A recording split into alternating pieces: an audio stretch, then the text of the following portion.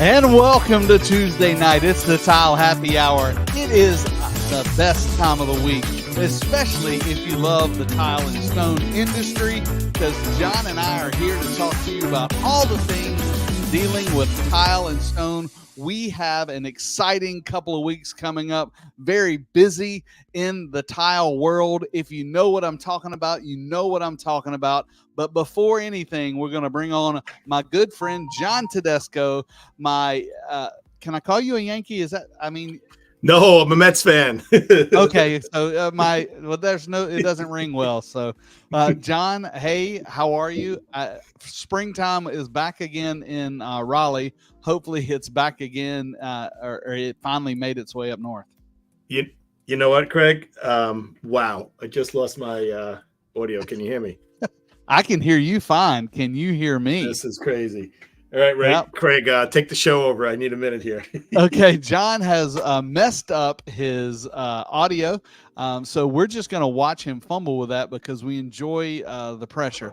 But if you've never been on the Tile Happy Hour before, my name is Craig. I was a commercial contractor for 20 plus years.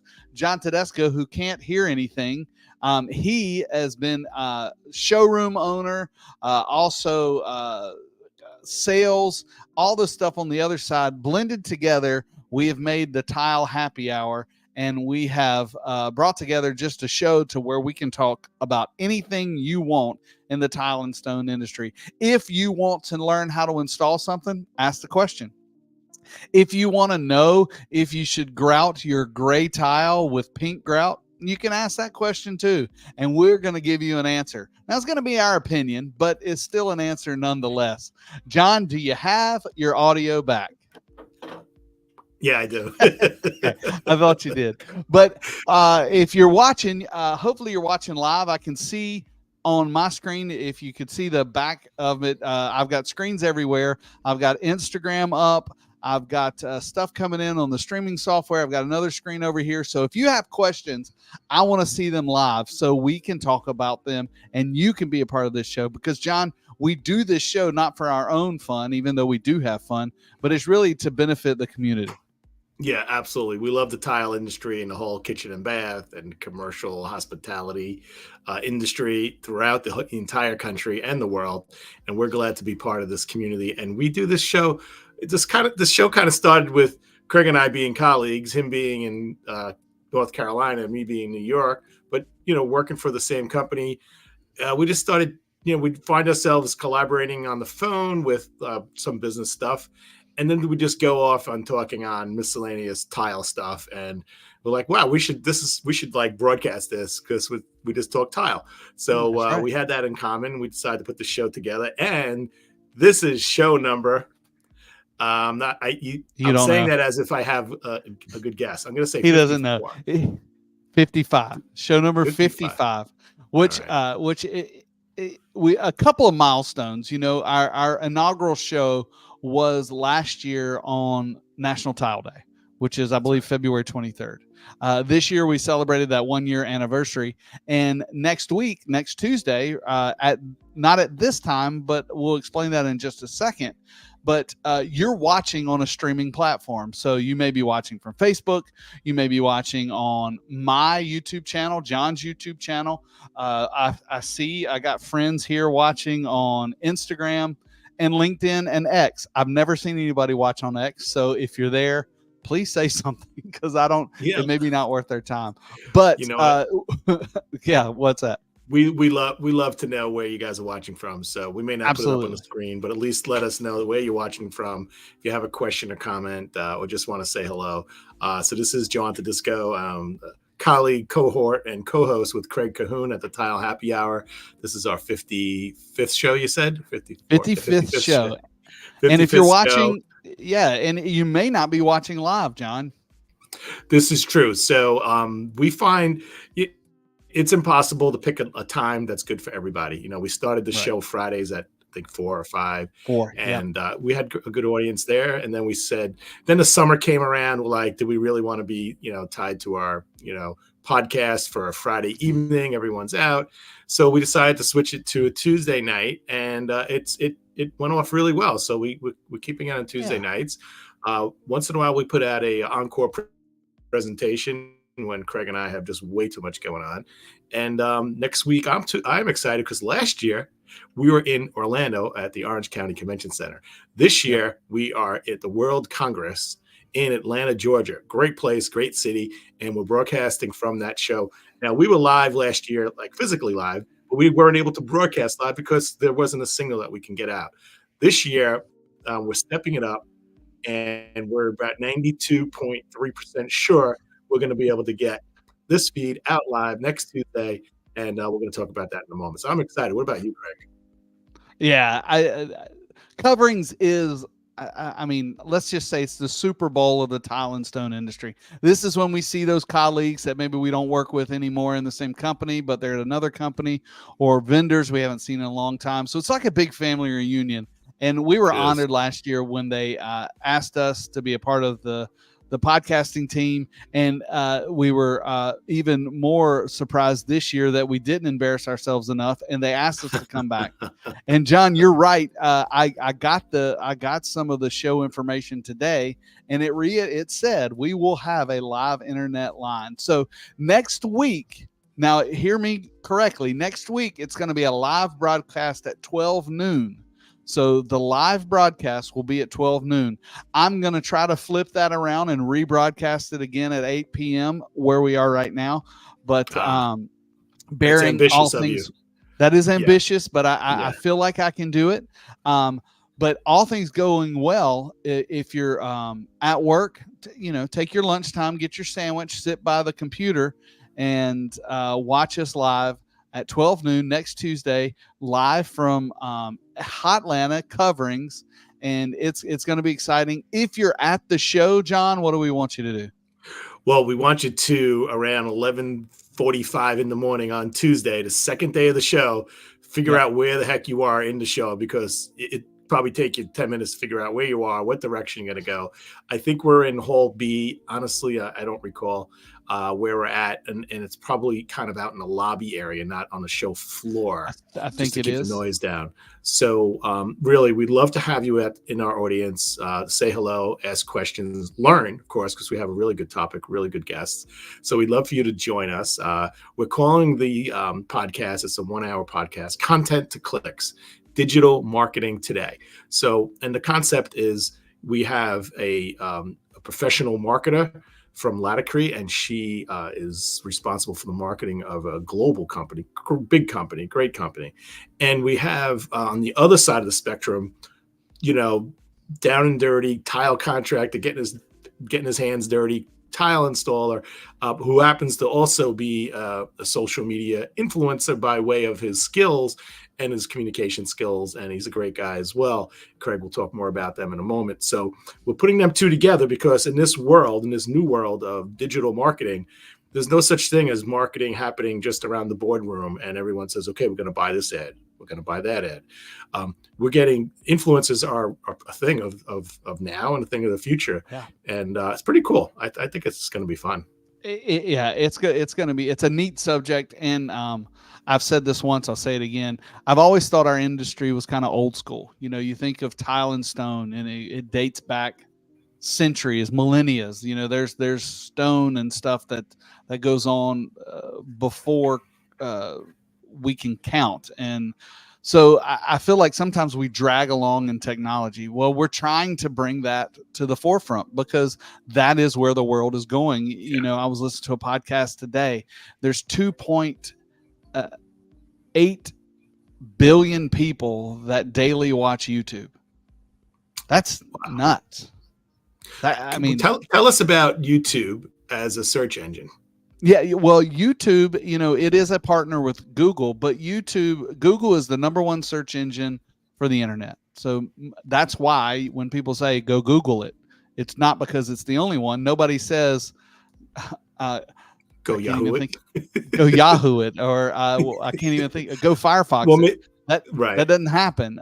But true, Google is the second most popular search term, and that's because you meant to say YouTube is the second. Yeah, YouTube is the second most popular search engine. And that's because, like me, I'm an audio visual learner. if I have a question, I want to see it. So people go to YouTube. And so as an industry, we need to figure out what's the best way to use these platforms to get our word out, to get our education out, to get our products out, and to learn how to install kitchen and baths correctly. It's true. And when it comes to social media, Craig and I are, some people say we're experts at it. And we're just like, we're not far from experts. We just throwing it up against the wall and see what sticks, figuring it out. A lot of issues, like 2 seconds in, my ear connection pops out. I mean, all that stuff. And we're playing around with the social media. We're playing around with different formats. Also services on how to stream. We're using something tonight called StreamYard, which is we found to be great, but we vetted other things that we've rejected, and maybe those were better. We don't know, but we're comfortable with this. We're learning, and all we're doing is whatever we do now, we'd like to share with you, and hopefully we can help you bring your brand to the future, into the forefront rather, and also just hopefully your content is positive and productive and educational and informative and maybe fun or funny. And we want to be a part of helping you put it out there. And to that note, we have a special guest tonight, Craig. Did you know that? I did know that, but I do not know our guest. Once again, you've found someone up north to talk to, and I don't know them. We know you don't have many people you interact with down. I was hillbilly land. My friend the other day, he said, "How do you live in the big city of Raleigh?" Well, coming from somebody in the Eastern North Carolina, I'm like, I don't really know, because I'm a hermit. I mean, I work from home. I go to the gym and maybe to the restaurant once a week, but that's it. So I don't get out much. So John, thank you for bringing guests in. So tell us about our guest tonight. So, well, you remember last week was a solar event. Well, tonight we have another solar event, and it's with the dynamic Alison Solar. Alison with 1 L. Welcome, Alison. Are you there? Hello. Hey, how are you? Hi, John. How are you? Thanks for having me. Yes, Alison with 1 L. Well, that's right. Sorry about that. I did a whole asset package yesterday and had 2 L's in it. So, well, let me take some credit for that, Greg. Yeah, well, you know what, Alison? Craig sent it to me for the thumbs up, and I'm like, yeah, it looks great. And then as soon as he posted it, I saw it. It's like not before. Just the way it happens. I'll forgive you. I'm okay. It's all right. Thank you. I appreciate it. One of the things that and John will tell you, is my strong suit is not spelling. So, that's why I always send it by him, and I blame him. So it is his fault. Blame him. It's his fault. Well, it's okay, because it didn't fly. I sent back. So it's good. It's all good. It's all good, guys. It's over. It's all past. good. It's done well, Alison, I don't know anything about you. So give me your elevator pitch. Tell me how you relate to the tile and stone industry. Because I don't know you either, Craig. All right. I know. I'm trying to tell you who I am. I think Alison should interview Craig, I think. I am a kitchen and bath design specialist. I've been a kitchen and bath designer since a long time, 30-something years. And I know John almost as long as that, probably just a little bit. So I've been in the business of kitchen and bath design. I went to school for interior design. Fell in love with kitchen and bath design, went out on my own, had my own showroom. I worked with Home Depot. I worked with private, big high-end builders. And I've been at Expo Design Center. And then I had my dream that I was going to have my own business, because I got better and better at what I did. And if I didn't want to die with any regrets. And my sister had recently passed away. And I was like, well, you know what? Life is short. No regrets. I would regret it if I didn't open my own showroom. But unfortunately, I opened it, and then we had the recession. And I was a little too new, and it didn't work out for me. It just was like too much. Alison, if I may add, your showroom was beautiful. Her showroom was literally a couple of doors away from my Williston Park showroom. On Long Island. So you're telling me you're from Long Island also? Yeah. Yeah. Okay. I thought I heard. Now, correct me if I'm wrong. The guy on the train said it's not Long Island; it's Long Island. Long Island. Long Yeah, if you want to spell it I out don't even go with phonetically, the G. It's to me, it's Long Island. Long Island. There's even Is there a not G even in there? Long Island. well, if you want to spell it phonetically, it's lawn, like lawnmower, lawn, Long and then Island. Guyland, Guylan, Long Okay, Island. Long that's Island. that's what the guy was. That's what the guy on the train was saying. But I'm So I'm from the city, so I'm from New York City. New York, New New York. York. Okay, well, I'm Well, from North Carolina, if you can't tell. And kitchen and bath design.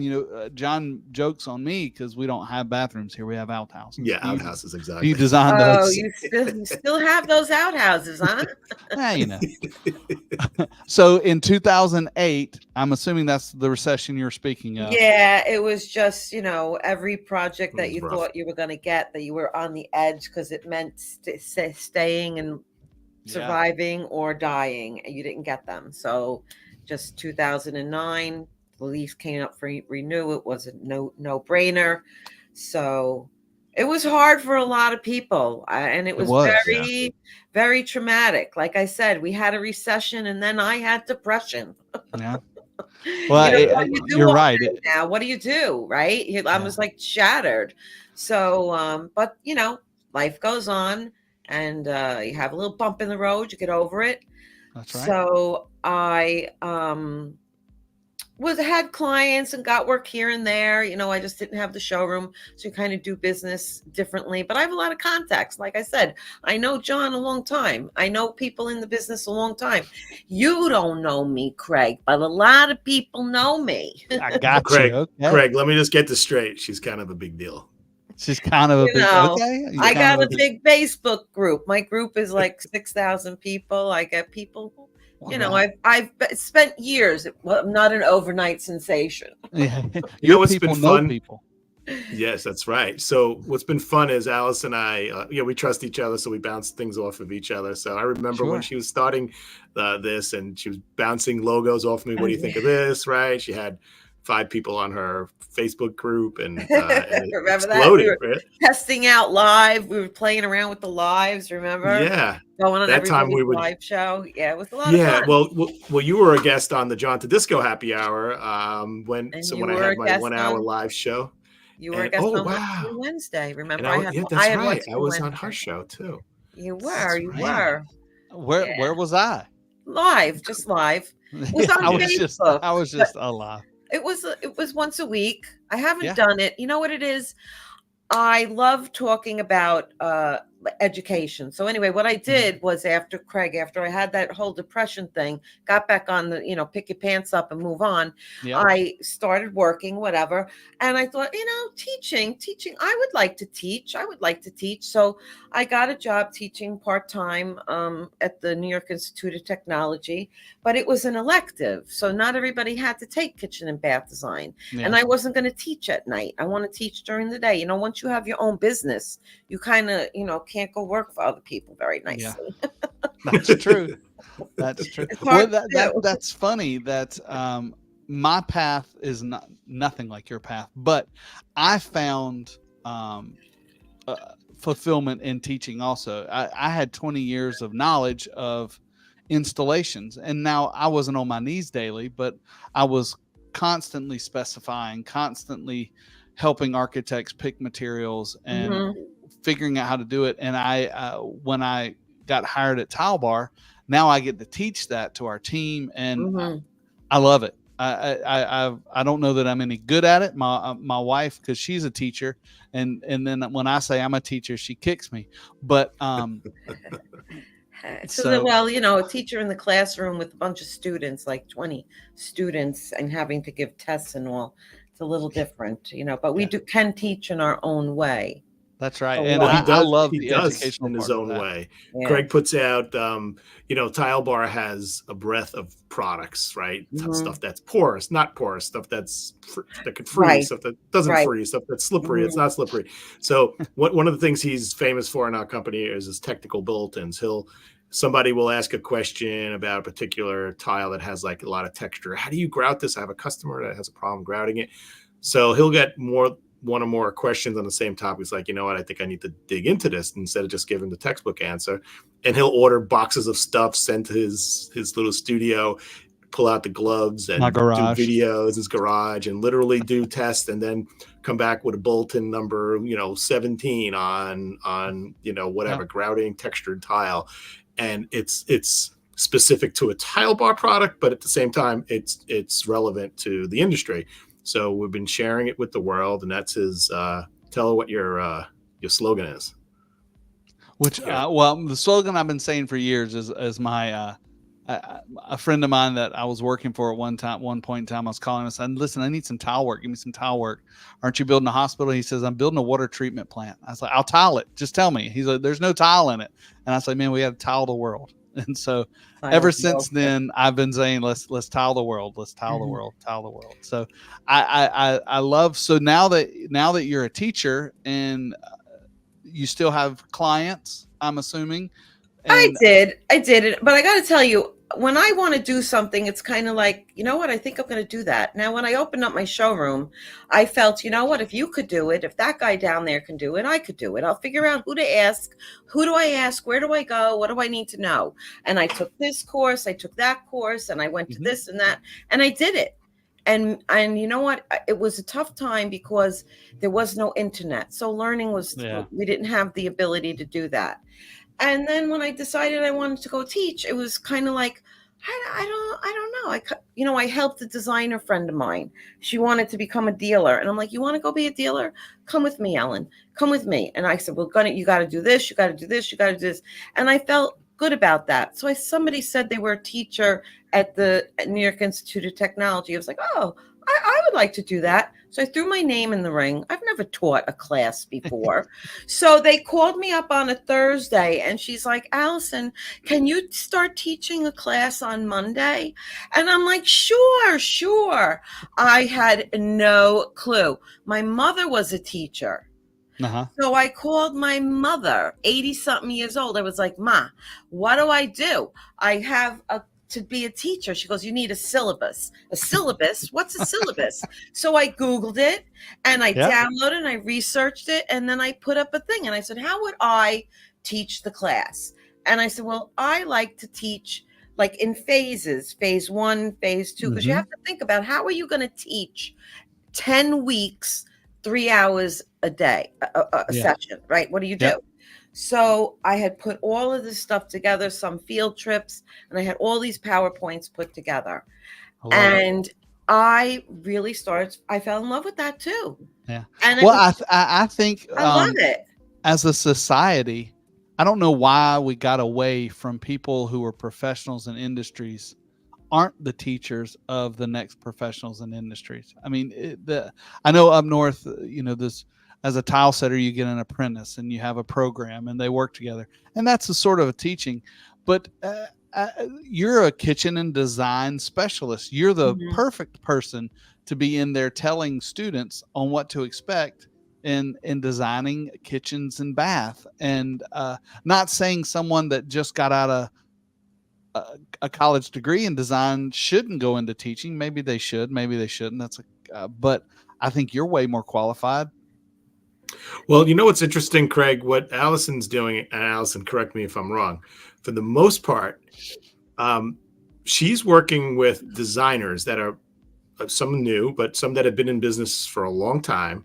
And being a designer is one thing. You think about space planning, you think about fabrics and color, but it's not normal. That's not the right word. It's not common where a designer is versed at kitchen design, let's say kitchen and bath design, because there's a lot of technical detail. It's a completely different language. It's a completely different room. It has to be treated much more technically. It's not about aesthetics. That comes in after the technical end of it. And I think why I fell in love with it, kitchen and bath, is because it is so technical. So the artistic in me, I love to draw and paint, and I'm like this.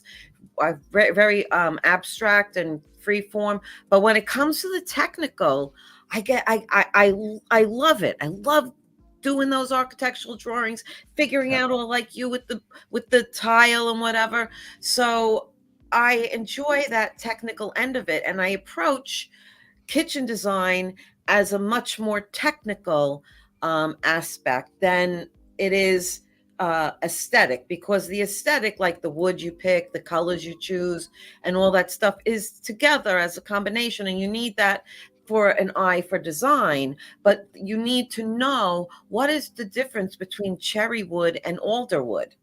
Mm-hmm. They could both look very similar, stained. They're not stained cherry. The wood is cherry. Right. They're stained fireside, or magenta, or pick a color name, whatever you want to call it. But the wood, when you stain alder dark like that, it takes the stain very well. So you can have two woods. You have to have a trained eye to be able to see, well, really what's the difference between alder and cherry. And actually, if you have training, you'll know. All you have to do is put one in one hand and one in the other and see which one is heavier. Yeah.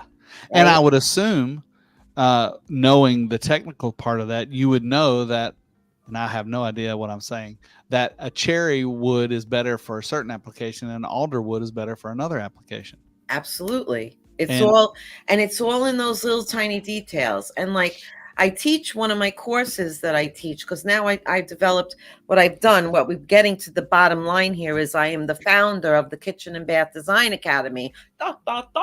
I love it. Yeah. So you need next to time teach me how to trying to get the tile together. learning academy. That's what I need. I have the tile section. I know that's the one that John actually, remember John, when I was teaching my webinar, seminar, and I had it for a day, and I had some designers there, and John helped present the tile part. And we went over all the tile. Yeah. Well, if you ever want a technical tile person, you call me. I'll teach. I won't charge you. Call Craig. Yeah. Hey, Craig, can we add to our production budget, like the sound effects, like when someone says something?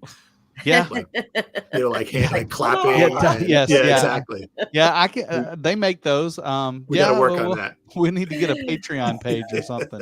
I've been working on this for years, John. Right, and the reason the reason I'm doing it, and my passion, is because there's no place else to learn this. I Googled it. I Googled, where can I learn kitchen design? Like, not for a homeowner, but for a designer. I want to learn, right? Other than the National Kitchen and Bath Association, or being part of a university, part of a curriculum, 2-year curriculum. Right. There was really nowhere to learn it. So I was like, well, I'll do it. So what you're telling me is it's not for the normal homeowner, but it's for a design professional. It's meant for designers, interior designers, and kitchen and bath designers that need education to because a lot of interior designers go into the house, like what John was saying. They get into the house. Now, if a designer goes into your house to do your living room and your sofa and your bedroom and pick out wallpaper, like I couldn't even tell you where to go for wallpaper, okay? I don't even know anything about wallpaper. So you would call your designer friend. So the designer friend gets into the house. She's doing all the wallpaper and everything.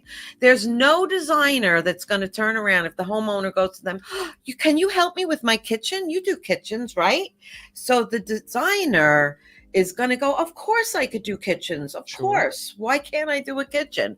Because number one, they're going to believe they can really do it until they start to get into the nitty gritty and realize it could be overwhelming, but they're not going to give away business. Yeah. I'm not going to give away a job. I'm not going to let another designer get in here. They're not going to do that. So they're going to take on a project, and now we're talking in-set, inset, full overlay, standard overlay, beaded inset, cherry, maple, crown, what's your clearances? Can you open your refrigerator? Did you check your appliance spec? Yeah. Completely different language. So those what you just said are the pitfalls that somebody that doesn't know what they're doing are going to run into those and either take a swag at it and make a mistake, or find the answer on the end. They're designing via Google. And it's very common as a designer to make a mistake, because there's too much work, the refrigerator. Okay. Not all refrigerator heights are the same. Yeah.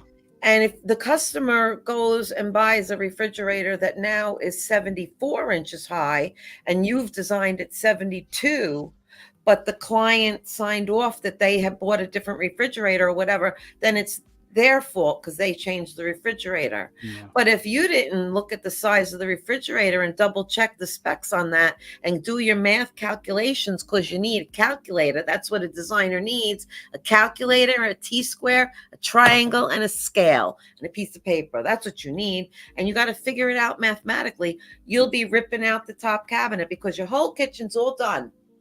They put the cabinet in, they put the side panels in, they got the crown molding in, and the guy came to wheel in that refrigerator and went to go stick it in the space. And you can't get it in there because the cabinet should have been 2 inches shorter or an inch. That's shorter, when you buy a new refrigerator. And then you get the phone call. So now that cabinet, which is only one cabinet, and it's a big cabinet over a refrigerator, that cabinet's probably going to cost you $1,000 or more just to get the cabinet, because you can't just keep any part of it. That cabinet's now garbage. You're going to have to order all new crown because the crown doesn't just come right off, right? So you've turned 1 2-inch mistake into potentially $2,000 to $2,500. Yeah. So because now they got to get the contractor in to take it out. They got to also special ship that one cabinet, because you can't, otherwise you're going to wait for the next truck to come your way. And you could wait, 4 weeks instead of like, I need it in a week. You got to pay for, Joe's trucking to come and pick it up. So it's complicated. But so when I take your class, when I take your the Kitchen and Bath Academy, I'm pointed out those things to look at and see those pitfalls, and when you're done with me, then I'm going to be a better kitchen and bath designer because I know those things. What I did was I took all the steps, everything you need to know, the foundation of the kitchen design, like the basics of what's quartz, what's marble, what's quartzite, what's porcelain, what's ceramic, what's built-in refrigerator, what's freestanding, what's undermount, what's top mount, what's a farm sink, what's a 4-inch spread, what's an 8-inch spread, all the foundation of the basics, the whole thing to build on, from the cabinets to the guidelines to, okay, now you got a project. What do? You get the designers go, what do I do now? But I got the project. I said I'm going to get it. Now what do I do? Who do I ask? What do I do? What do I measure? What do I do? This is what you measure. This is what you do. This is what you take a picture of. Here's your questions you ask.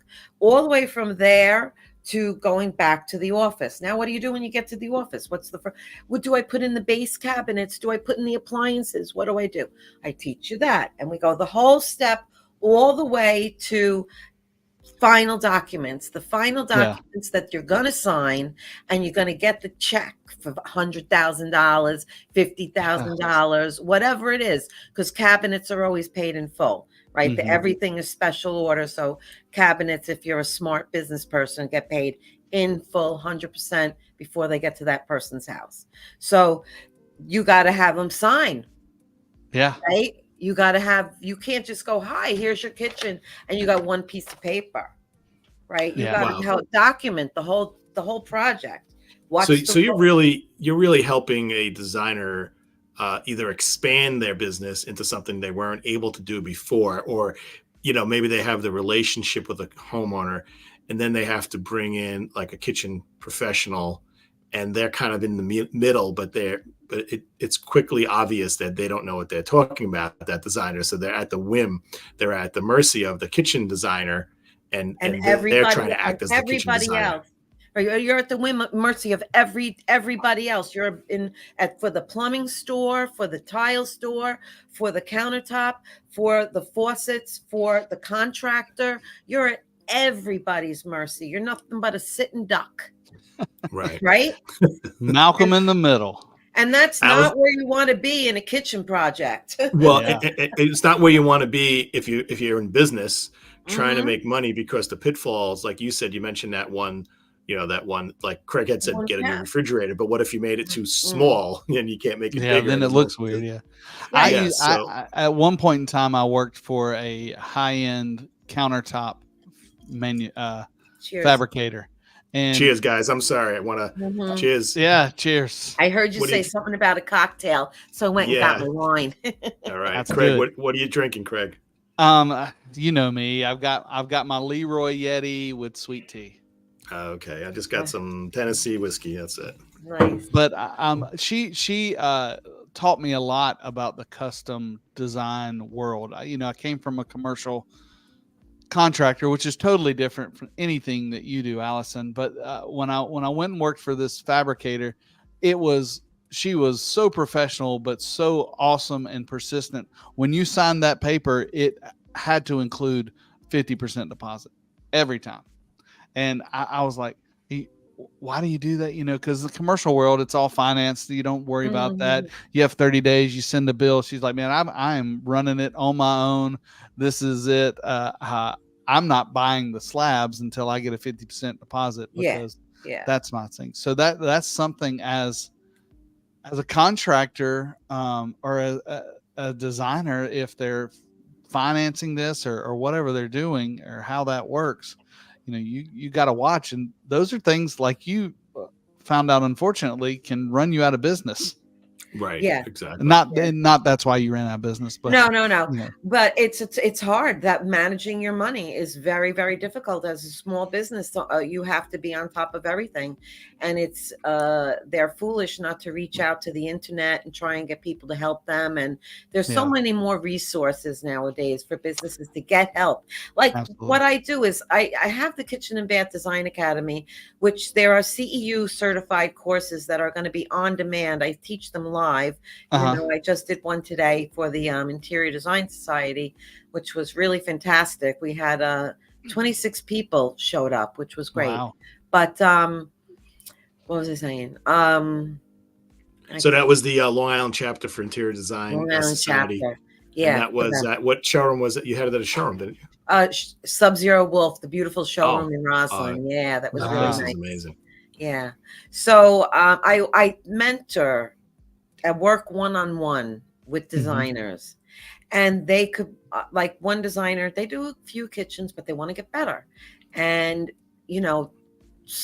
one-on-one, I work with them, and they're well-known designers, but kitchen and bath is a whole nother thing.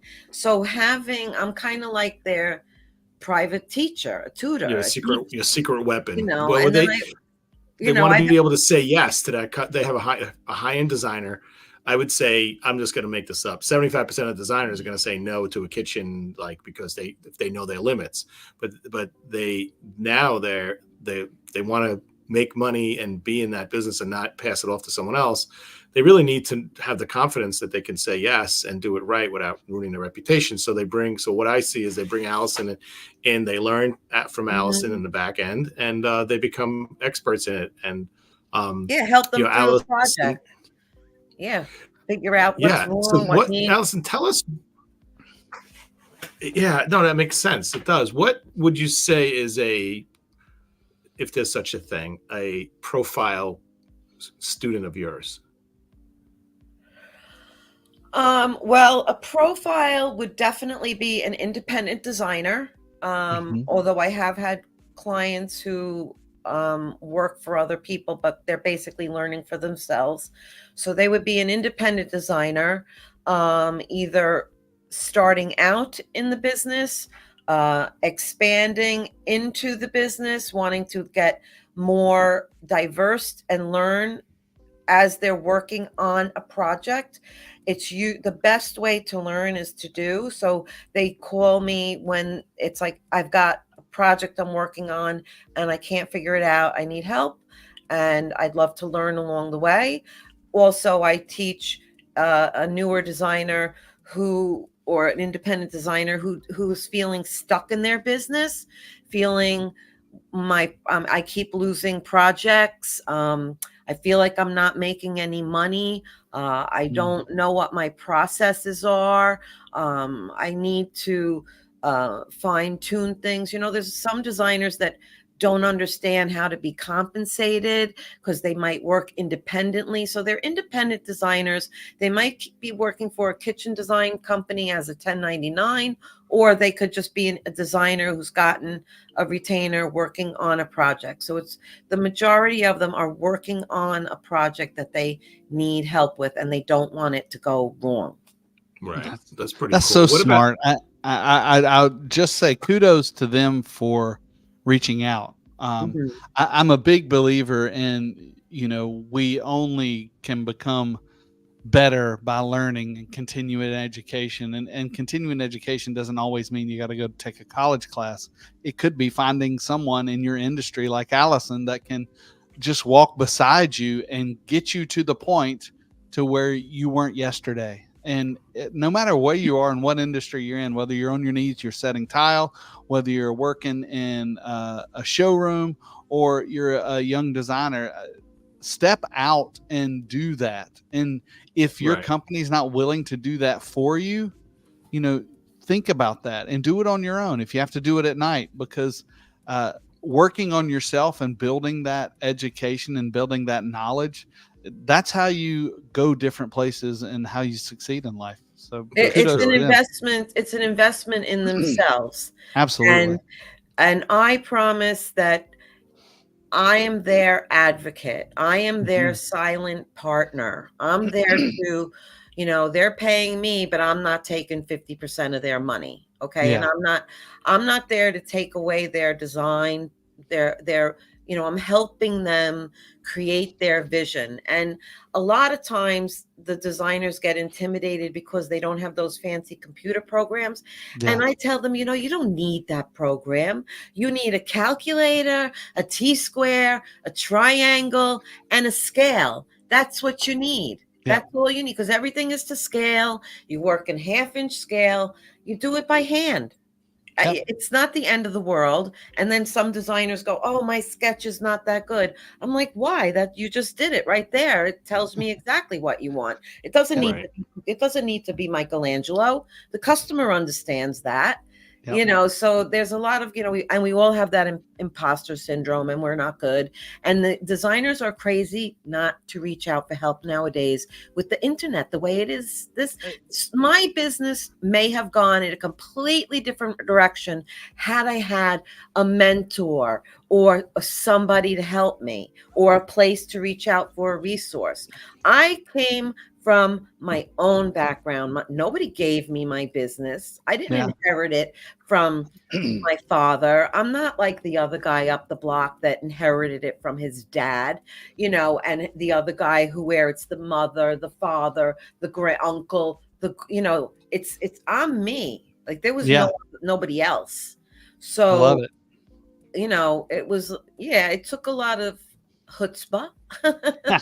I suppose, but I had been through some traumatic stuff, and it was like, I'm not gonna die.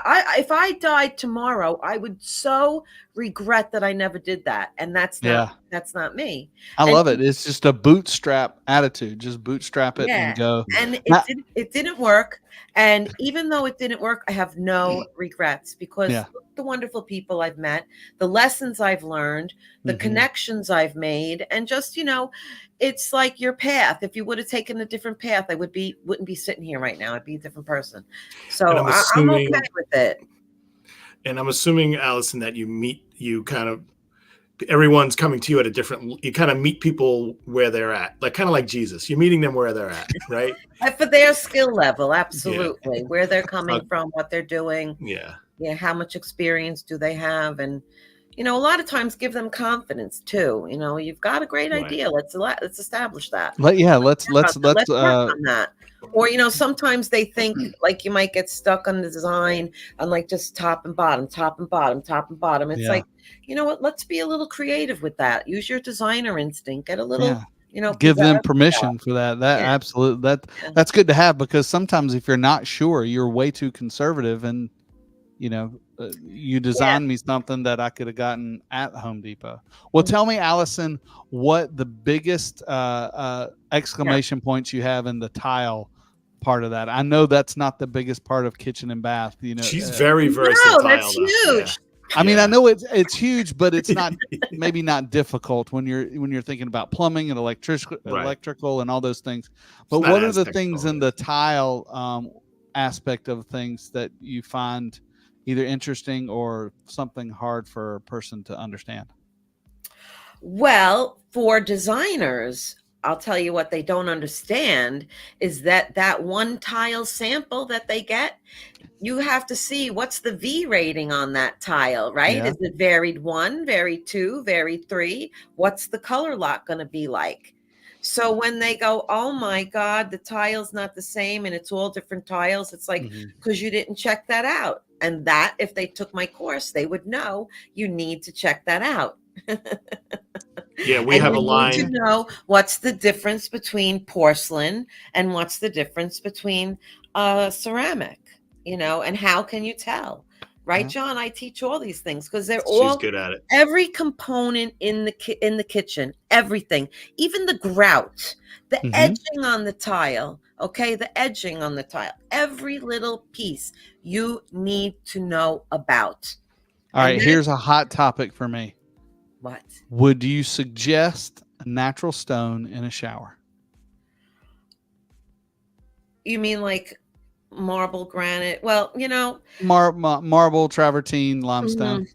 Well, the key with I love natural stone, okay? But the shower natural stone is going to be much more difficult to maintain because of the chemicals you need to get the soap off. We're dealing with soap scum now. When they had these bathrooms made in the Roman times, made out of marble, they didn't have bars of soap and lather and hair conditioner and stuff like that. So this stuff, granite and all these things are a stone is a natural porous to some degree material. It's a sponge. So if you're willing to take the risk that it's going to take maintenance and it's going to be looking like maybe not so nice after a while, then get it. You and I are on the exact same page. That's exactly what I say. I really believe there's no such thing, and I talked about this today because we talked about countertops. There's no such thing as a perfect material. Nothing. There's not the perfect wood. There's no wood that's the best. There's no countertop material that's the best. They're all good enough or pretty good, but they're not perfect. Right. Perfection is nowhere on earth. Nowhere in mankind is there such a thing as perfection in anything. So except John. And us. The three of us. The three of us. Okay, grandchildren. Don't get me started. But for material, you know what I'm talking about? There's no such thing. I agree. It's there's the pros and the cons of everything. All right, John, I'm just taking over this whole interview, so just sit back and listen. All right, Craig and Alison. Well, you guys are on the same. You guys are cut from a similar cloth in many ways, and I feel as I'm sitting here, Craig. I'm learning stuff just from this conversation, and we're not enrolled in her courses. I feel Alison would really benefit from stuff that you do, and maybe you can even share some stuff with her offline. Oh yeah, if it's technical, this is my thing is knowledge is power. Power is confidence, and confidence is a brand that sells. Okay, confidence is going to sell. Because if you feel confident, if you could be totally wrong with what you're saying, but if you're confident about it, sometimes I feel maybe I'm a little too confident and I might say the wrong thing and everybody's like, really? And I'm like, ooh, you got to be careful what you say. My wife tells me that all the time. She goes, just because you say it that way doesn't mean it's right. Right. So technical, this is all technical stuff. This is not the fluff. This is technical stuff. Yeah, that's kind of where I live day in and day out. So you have to be on. I have to resume my What's New Wednesday. My husband has to take off on different days now because he's usually around on Wednesdays. It's we have to spend together time. Yeah, well, yes, absolutely. Well, I have another question about showers. Oh, okay. I'm looking at a vendor, and I'm not going to say who they are, but they've interested me because there's so many different shower pan providers. There's you can just pour your own pan, how John and I used to do it back in the day with mud, and then you can put your waterproofing. Either you have the Chloraloy pan. We talked about the lead pans that are older than Methuselah, and then now you have the new foam pans. But I found a system that is it's a base that's 100% tile ready, pre-made, and has the drain already ready to go. Does that how does that ring to you? Does that seem like a good idea? Well, I thought that those pre-made, from the ones that I've heard of from the installer end of it, is that those pre-made bases, sometimes the tile doesn't stick, depending on the material. Okay. I mean, that's what I've heard. So to me, I would refer to the tile people and say, what do you find adhering it? Because that if they're like a plastic material, how does that adhere to the glue? Is there an adhesion problem? Is there, and if it's, how rigid is it really? Because when you use tile, it has to be really, really sturdy. Yeah. I think that in the right application, those bases, before I did a tile-in ready-made base, I'd probably buy one that's already the style I need, and just have them build pre-finished. That's pre-finished, and just put it in there. If you're going to do that, then just get a regular base, or just build it out of the material, and this way you can make it whatever you want. You could have the lip as high as you want, high and low. You could do whatever you want. So I mean, at that point, it would have to be, if it was more costly. Is that what's the cost? I like the idea, and John, I know you got something to say. I'll remember it, but I like the idea that it's self-contained, that it's already pre-waterproofed, because I think of our customer base, which is very wide. We have all the way from the most experienced contractors to the most novice homeowner, and I think of some of those shower systems that I know from a prosumer up, they can be waterproof with no problem because they've got some skill. But when you have little to no skill, I see it as a solution that because let's be honest, water damages everything. Well, that's the first thing you always hear them coming in. My shower leaked into the living room. My lead pan is leaking. The lead pan is leaking. How many times in Home Depot when I would years ago, decades ago. John, what were you going to say about that? So, well, what you're saying, strikes a chord, because if there's a product where, if it's a solid material that can be tiled, there's literally 99% chance it can't leak, right? Because it's just like is no. And Alison brought up a point where that would be the one thing that would concern me is it because it's this probably synthetic type of molded material. It probably, and I'm sure they've thought of it, that the tile needs to stick to it, but maybe this is where someone like Craig Cahoon needs to come in and say, let's make sure if you're putting tile onto this pan, let's step up the Latacrete thin set to be like the high performance. Is this, Craig, like a tile ready product? Yes. Yeah. So there's a company tile ready that makes. Yeah, and they've been in business 25 years, and I've seen them come on the market a little bit. They've started some influencer thing. I think they purchased another company. I don't know the history, but I have looked at them before. Actually, if John, if you remember when Josh was on with us designing his bathroom, he mentioned that, and I hadn't heard of it then, and just by some stroke of madness, somebody from there contacted me. So I don't know.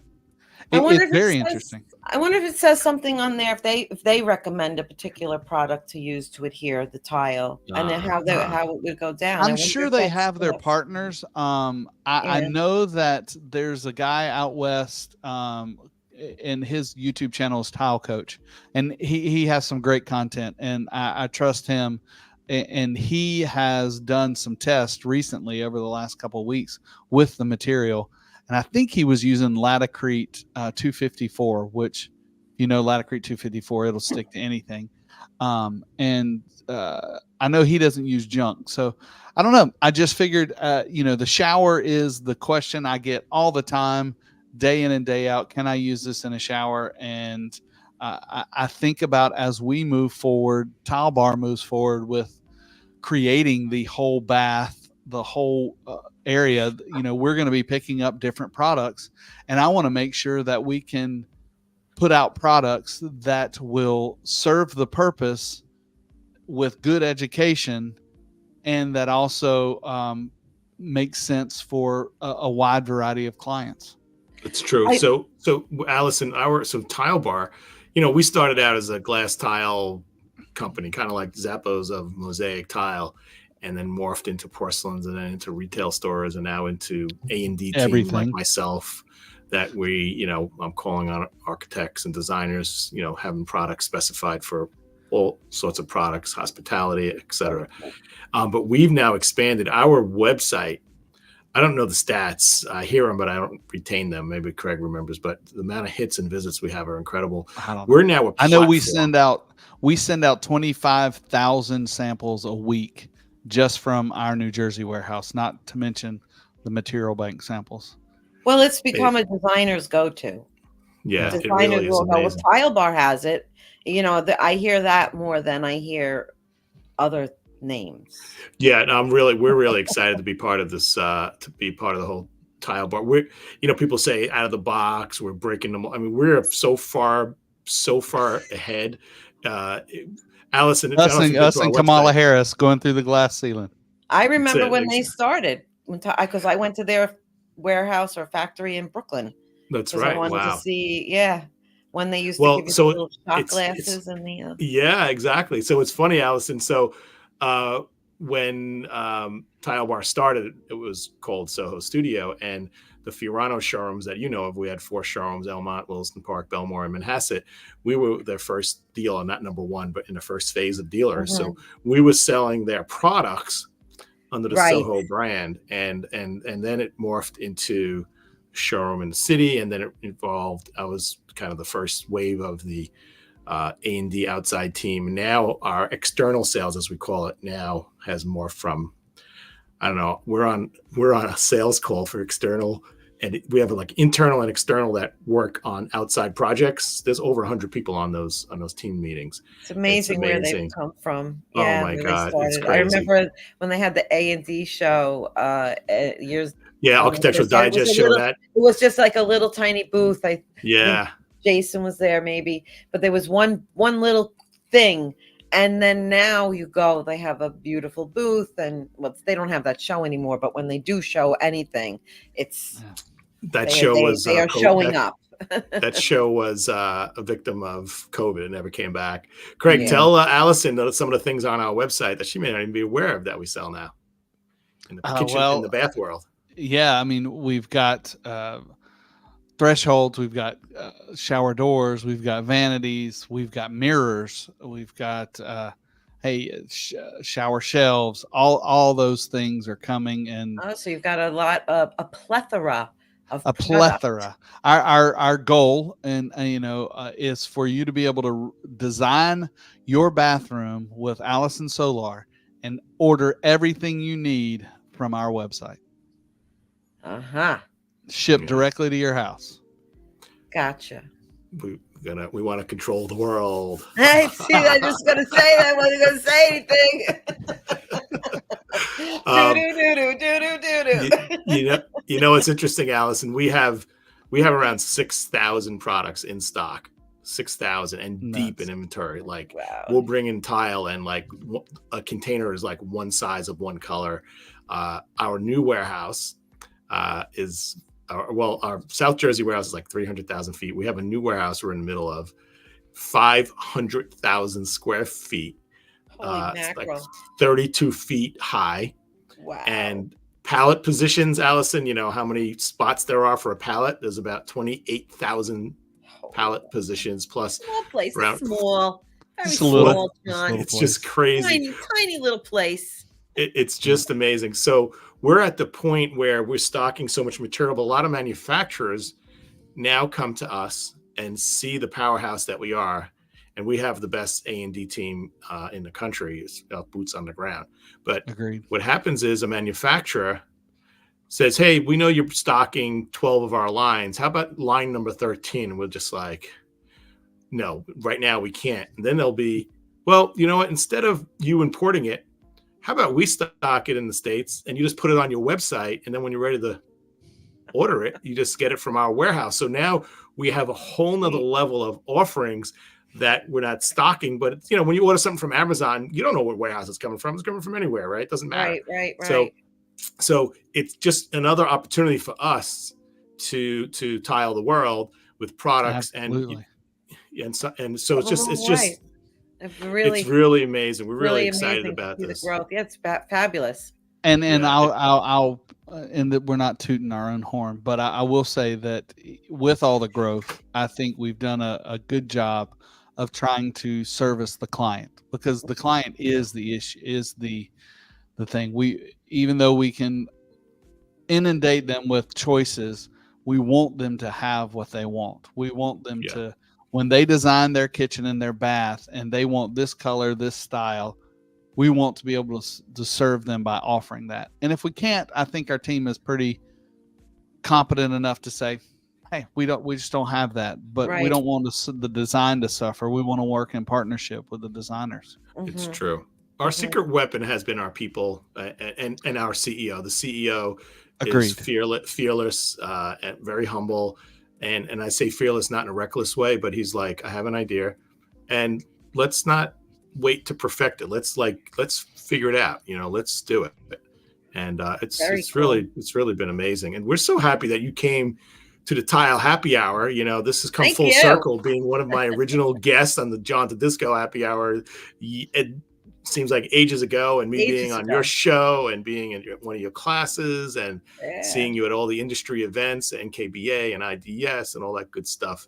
Yes, but John's always been very supportive of me, John. Very, we as the industry cohorts, we've all been, really cheering for each other, which is really nice thing to see and have it within the design industry. Yeah, it's true. Mm-hmm. So if you're a designer out there that is just starting, or you're a seasoned designer, but deep in your heart, you may not tell anybody, that you really need to know more about kitchens and bath design, the clearances and the variances and all the other instances you need to know about. You need to get in touch with Alison with one L, AlisonSolar.com. She has a plan for you to be your guide, your mentor, your teacher. And she's a hell of a lot of fun too. So you'll have a few laughs in the process, and hopefully make some money and support your family and be professional. I feel like if you're going to do something, do it right. Learn from somebody that, knows those programs. Learn from somebody that's dealt with orders with factories, who probably in the beginning, Allison, I'm sure you ordered something wrong and wow, I learned the hard way. I didn't check that measurement, when you first started out. Those are life lessons. So let people hire you, and they don't have to make those errors. They don't have to be as painful. They can kind of soften that learning curve a little. Yes. Do not order the wrong kitchen color. And exactly. we always talk about growing and being the better part of yourself. And part of that is not always surrounding yourself and being the smartest person in the room. You need to have people smarter than you that you deal with on a day in and day out basis. And Allison, I appreciate the conversation, because now I know when I'm with you and John, you're the smartest person in the room. And so I about kitchens and bathrooms. I appreciate that lift up, and I appreciate your time tonight. It's great fun. If I can ever provide anything tile and stone installation wise, please reach out to me. I've got tons of stuff online, but I will make something especially for you. I love doing it.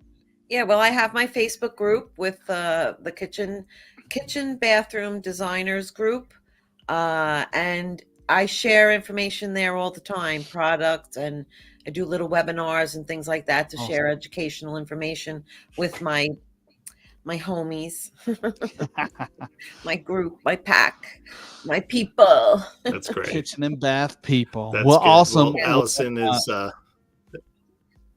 ahead, John.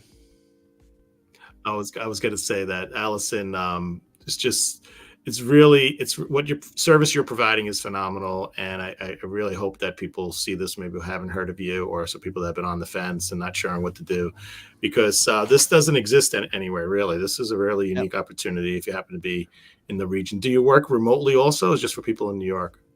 All over, anywhere, because it's all done through Zoom. And then I record everything, and then they get a copy of it. And but they give me their stuff ahead of time. So I look at it, I review it. They give me their questions, and we focus on whatever they want to talk about in the session, work it out, whatever we're working on. And, I give them direction where to go, what to do, and how to solve the problem, and, present it, whatever it is they're struggling with, and we figure it out. So it's kind of like a working in progress. And then we work on it, meet over and over, or meet a few times to, stuff like that. That's fantastic. Great. Well, if you need to find Alison, you find her at her website. It's on there on the screen, AlisonSolar.com. Alison, thanks again for joining us, and we look forward to seeing you later. John, once again, we're out of time, and I appreciate you introducing me to Alison and us having that conversation. I felt like I talked more than she did, so I apologize if I did. I just had a lot of questions. Yeah, no, it was really great. She's always a good conversation. She knows what she's doing. I just respect people that know their stuff. It could be about paper clips. If you're the paperclip expert in New York, business. Well, there's we'll have a beer, and I want to know how they bend it. I want to know how many ridges are appropriate to keep the paper, from slipping. This I just kind of like the roadshow, right? When they have the antique roadshow. Like, I'm not into antiques, but I if it comes across my screen, I love the information. I just like seeing somebody like, oh, I know where that was from, the Ming Dynasty, and couldn't be from there. It was from there. And I just love experts. I respect experts.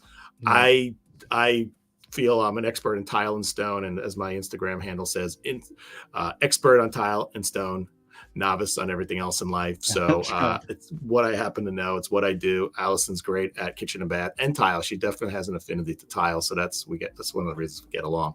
And Craig, obviously your knowledge, your from installation, from technical details, all that stuff is really commendable. And I'm glad that you're helping the world, understand about products for a better industry, for better installs, and make all our lives a little happier with tile. That's what we do. If you want more help, then you need to be at Coverings next week. John is wearing the T-shirt in honor of that, because at Coverings, we're going to be there. That's not the highlight. I mean, it is for most people, but there are also classes. There's tons of information to learn. It's all free, and we hope you can come watch the podcast with us next Tuesday, 12 p.m., in the concourse at the podcast studio. John and I will be there live in person.